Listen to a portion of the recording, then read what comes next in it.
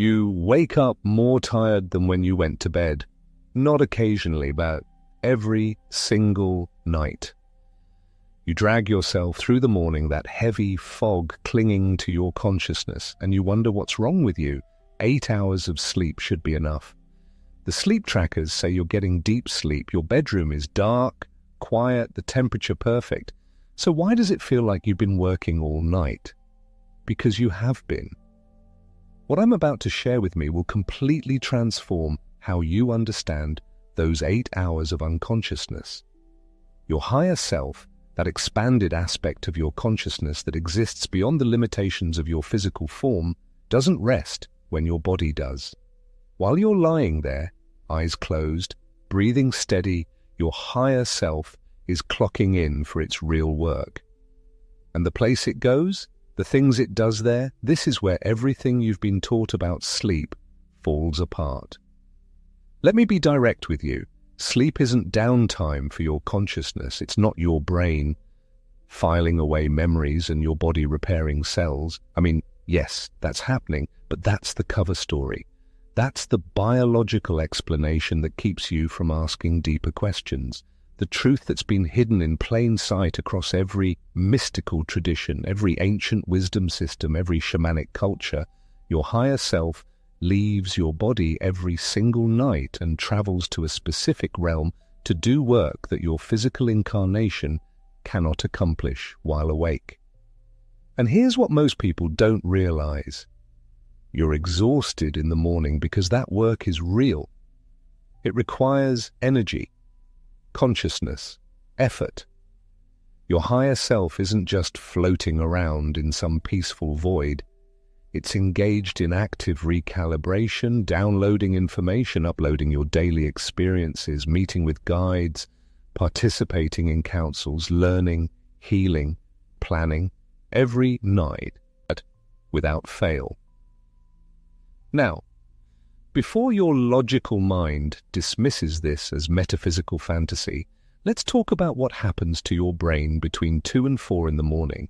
Your brainwave state during deep sleep cycles through delta waves, the slowest frequency your brain produces while alive. Delta waves operate between 0.5 and 4 Hz. At this frequency, your consciousness is barely tethered to your physical body. The electromagnetic field that normally keeps your awareness locked into your physical senses, that field weakens dramatically. Neuroscience has documented this. They just don't tell you what it means. They'll say delta sleep is when your body heals, when growth hormone releases, when your immune system does its heaviest lifting. All true. But what they've missed, or perhaps deliberately overlooked, is that this delta state creates a gateway, a dimensional doorway that opens naturally, automatically, every single night of your life. Your higher self knows exactly when this gateway opens. It's been using it since before you could walk. And the moment your brainwaves drop into that delta range, the moment your conscious mind fully releases its grip on physical awareness, your higher self slips out. Not violently, not dramatically, as naturally as breath, as... So where does it go? There's a realm that quantum physicists have started mapping without realizing what they're actually looking at. They call it the 0-point field. This substrate of reality where all potential exists simultaneously, where time isn't linear, where information doesn't travel because it's already everywhere at once. Mystics and shamans have known about this place for thousands of years. They call it the Akashic plane, the dream time, the collective unconscious, the field of infinite intelligence, different names for the same destination. This is where your higher self goes every single night. And here's the thing that changes everything. Your higher self doesn't just visit randomly, wandering around this infinite field like a tourist. It has specific work to do, tasks that are impossible to accomplish while you're awake, while your ego is active, while your conscious mind is filtering and judging and protecting you from information it thinks you can't handle. Think of it this way. During the day, you're living one timeline, making choices, responding to circumstances, creating karma, processing emotions, interacting with the physical world. Your higher self is witnessing all of this, but it can't intervene directly without violating your free will, so it waits. And when you sleep, when your conscious mind steps aside, your higher self can finally access the broader perspective. It uploads everything you experienced that day, not just the events. The emotional data, the energetic exchanges, the thoughts you had, the choices you made, the patterns you repeated, the moments you almost broke through into higher awareness but didn't. All of it gets transmitted to this larger field where your soul's complete record is stored. But that's just the upload. The download is where it gets interesting. Your higher self accesses information about your path that, to your conscious mind, isn't ready to process directly. Future probabilities, past life connections that are relevant to current situations, energetic cords that need to be cut, contracts that need to be renegotiated, healing that needs to occur at the soul level before it can manifest physically. Your higher self works with guides, with other souls, with frequencies and light codes and geometric patterns that would overwhelm your waking consciousness. And then it downloads all of this back into your energy field, not as concrete thoughts or clear instructions because your ego would just reject or distort that information. Instead, it comes through as intuition, sudden knowing, inexplicable shifts in perspective, that feeling when you wake up and somehow a problem that seemed impossible yesterday now has an obvious solution. That's not because you slept on it. That's because your higher self literally worked on it while you were unconscious. Now listen, you're probably wondering why you don't remember any of this. Why does this massive, important journey happen every night without leaving a clear memory? And this is where most people get it wrong. They think if something is real, they should remember it. But your conscious mind remembering these nightly journeys would actually sabotage the entire process. Your ego, that protective aspect of your psyche that keeps you safe in physical reality, it can't handle the full scope of your higher self's work. If you woke up every morning with complete memories of traveling through dimensions, communicating with non-physical beings, seeing all your possible futures, understanding the intricate web of karma and soul contracts you're navigating, your ego would either reject it completely or become so overwhelmed it couldn't function. The veil of forgetting isn't a bug, it's a feature, it's protection. It allows the work to happen without interference from the part of you that still believes you're just a physical body living a physical life. But, and this is crucial, just because you don't consciously remember doesn't mean there aren't signs. Your higher self leaves breadcrumbs, evidence of its nightly travels. And once you know what to look for, you'll start seeing them everywhere. First sign, vivid dreams with specific symbolic languages, not the random chaos dreams where your brain is just processing the day. I'm talking about those dreams that feel different, more real than real. Dreams where you're in places you've never been but somehow recognize. Dreams where you receive information, teaching, warnings. Dreams that stay with you for days or years. Those aren't just dreams, those are encrypted reports from your higher self about where it's been and what it's learned. Second sign, waking up at exact times consistently, especially between 2 and 4 a.m. If you wake up at 3:33 a.m. multiple nights in a row, that's not insomnia, that's your consciousness briefly coming back online. While your higher self is still out, still working, you're catching the moment of separation, the gateway still open, and your conscious mind is getting just a tiny glimpse of what's happening in that space. Third sign, morning downloads. You know that phenomenon where you wake up and in those first few moments before you're fully conscious, you have these profound thoughts? Solutions to problems, creative ideas, deep insights about your life. and if you don't capture them immediately, they slip away. That's your higher self still partially out of your body, still connected to the 0-point field, transmitting information before your ego comes fully back online and closes the channel. These signs tell you your higher self is doing its work successfully. But here's what nobody talks about. There are things that block this natural process, factors that prevent clean separation, that interfere with your higher self's ability to leave and do this nightly work, and most people are unknowingly sabotaging themselves every single day. Alcohol is the biggest disruptor, even one glass of wine, because alcohol doesn't just relax your body. It creates a specific kind of energetic density that makes it harder for your higher self to separate cleanly. You might fall asleep faster, but the quality of that sleep, the depth of the work your higher self can do, gets compromised. You wake up groggy not because of the hangover, well, not just because of the hangover, but because your higher self couldn't complete its full cycle of work.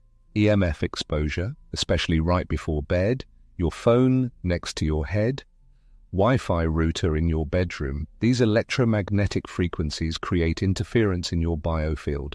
Remember, the separation of your higher self from your physical body happens through subtle energetic mechanisms. When you're surrounded by chaotic electromagnetic pollution, it's like trying to tune into a specific radio station while someone's running a blender next to the receiver. Possible, but degraded. Unresolved emotional charge. This one's sneaky.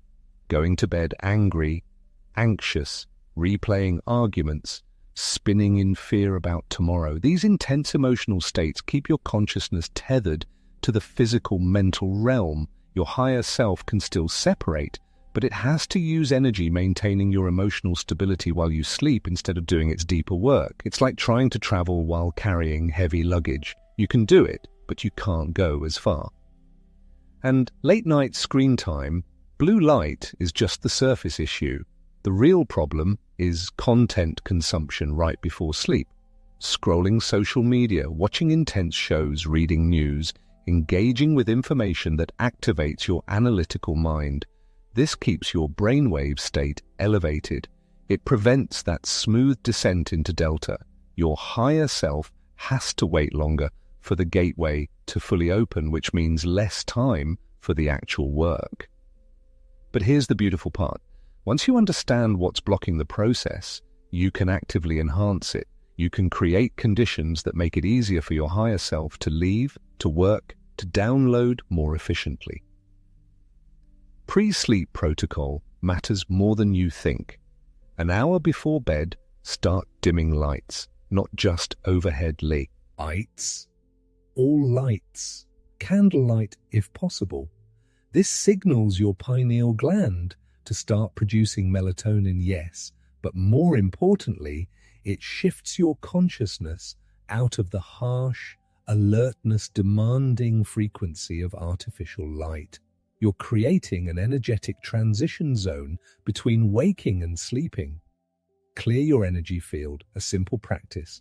Stand or sit, close your eyes, and intentionally release the day. Visualize everything that happened, the conversations, the stress, the wins, the losses, just dropping away from your field. You don't have to process it or understand it. Just release it. This gives your higher self a clean slate to work with instead of having to spend the first hours of night just clearing energetic debris. Set an intention, not a demand, not a specific request for your higher self to do something particular, just a simple statement. I allow my higher self to do the work it needs to do tonight. I trust the process. I release control. This tiny act of surrender opens the gateway wider. Your ego isn't gripping as tightly. The separation becomes smoother. Sleep in complete darkness, blackout curtains, no digital clocks with LED displays, no phone light. Darkness isn't just about melatonin production. It's about creating the void space that mirrors the 0-point field. Your higher self can navigate more easily in darkness because it's not tied to physical sight anyway. The darker your room, the less your physical senses try to maintain awareness, the easier the exit. And here's something most people never consider. Your sleeping position matters.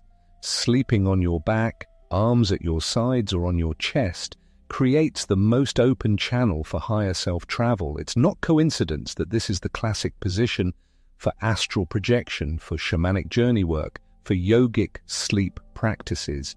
This position aligns your chakras vertically, creates an unobstructed energetic pathway from root to crown, and makes it geometrically easier for your consciousness to lift out.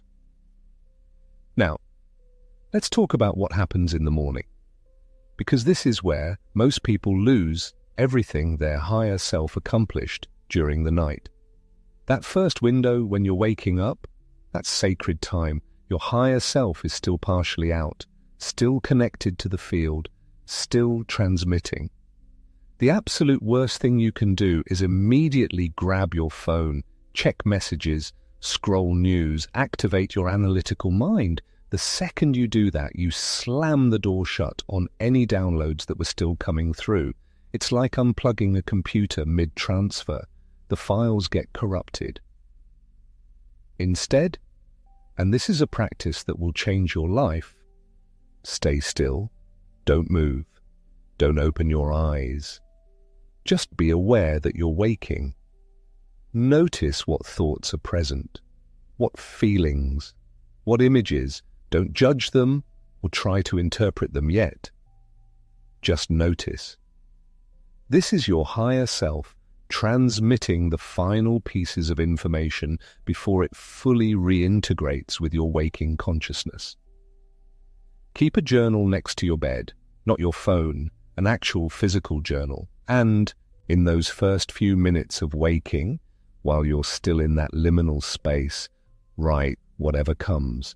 Stream of consciousness, no editing, no making it make sense, just capture. You'd be absolutely shocked at what comes through in this window if you create the space for it. And pay attention to how you feel physically. Is there a specific part of your body that has sensation or energy moving through it? That's often where your higher self was doing healing work during the night. Lower back pain that's suddenly gone, your higher self was working on root chakra issues, clearing ancestral patterns, tingling in your hands, downloads of creative or healing energy, pressure in your third eye, upgrades to your intuitive capacity, your dreams. We need to talk about dreams differently. Stop interpreting them like a psychology textbook, looking for what they say about your subconscious fears or desires. Start reading them as travel logs, location reports from your higher self. If you dream of water, your higher self was working in emotional realms, clearing or recalibrating your feeling body. If you dream of flying, your higher self was accessing higher dimensional perspectives on your current life situations. If you dream of specific people, especially people you don't know, in waking life, you might have been in a soul group meeting, working on collective karma or shared mission activation. And those dreams where you're teaching or being taught, where you're in a classroom or library or temple, those are the most literal dreams you have. Your higher self was actually in a learning space, receiving instruction, downloading information that your soul needs for its evolution. The specific details might be symbolic, but the core experience, that's real. That happened. Here's what starts to shift when you understand all of this. Sleep stops being this thing you have to do, this inconvenient requirement of having a physical body. It becomes sacred. It becomes active spiritual practice.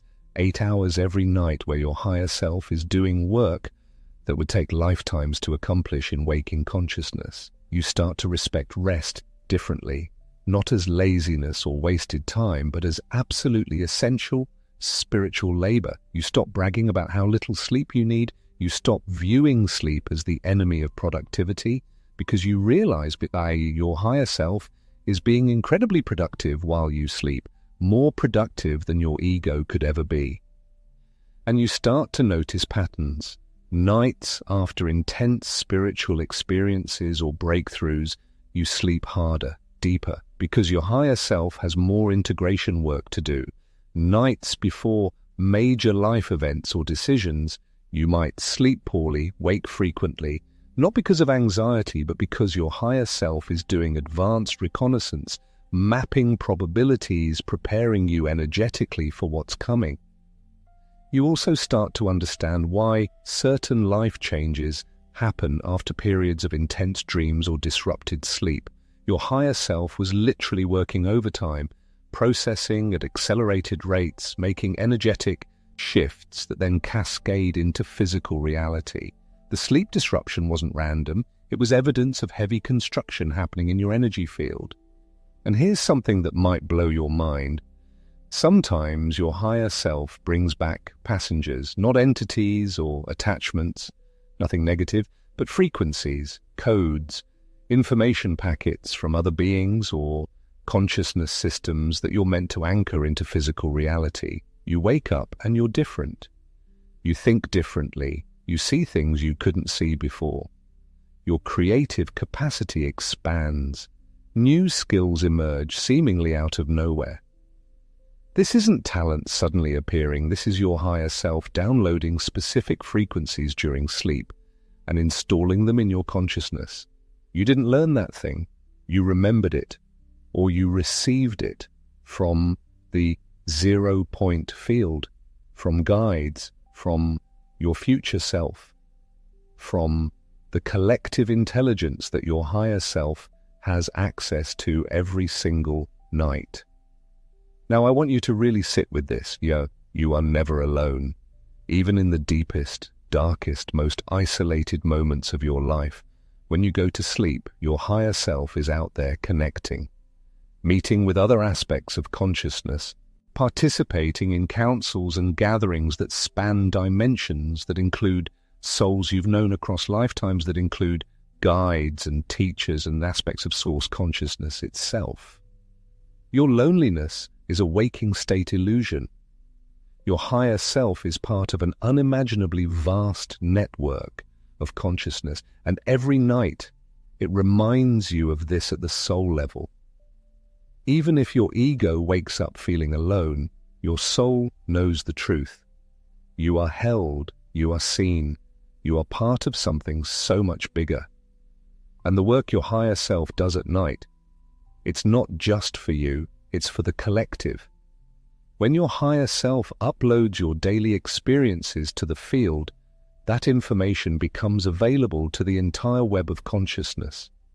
Your struggles, your breakthroughs, your lessons, they're not just yours. They're data points that help other souls navigate similar challenges. You're contributing to the evolution of consciousness itself every single night, whether you know it or not. This is why your life matters more than you think, why your seemingly small daily experiences have cosmic significance, because they're not staying small. They're being uploaded nightly to the largest database that exists. The 0-point field, the Akashic records, the mind of God, whatever you want to call it. Your higher self is the upload mechanism, and every soul that needs the specific medicine your life contains can access it. So when you go to sleep tonight, know this. You're not checking out, you're checking in. Your higher self is about to clock in for its shift. And the work it does in those hours, the places it goes, the information it accesses, the healing it facilitates, the connections it maintains, this is some of the most important work you'll ever do. You don't need to consciously control it. You don't need to remember every detail. You just need to get out of the way. Kriya, the conditions. Trust the process. Your higher self knows exactly what it's doing. It's been doing this since the day you were born. It will keep doing it until the day you leave this body permanently. The only difference is now you know. Now you understand why you're tired some mornings. Now you can honor that fatigue as evidence of work completed, not weakness or failure. Now you can support the process instead of accidentally sabotaging it. Now you can pay attention to the signs, capture the downloads, decode the dreams. Your sleep is not downtime. It's the main event, the place where your soul does its deepest work, maintains its most important connections, receives its clearest guidance. Respect it, protect it, create space for it. And watch how everything in your waking life begins to shift when you align with what your higher self is doing while you dream. Tonight, when you close your eyes, you're going somewhere, and it's more real, more important, more transformative than anywhere you'll go tomorrow. Trust that. Trust your higher self. Trust the journey, the place your higher self goes every single night. It's been waiting for you to remember. Now you have. Everything changes from here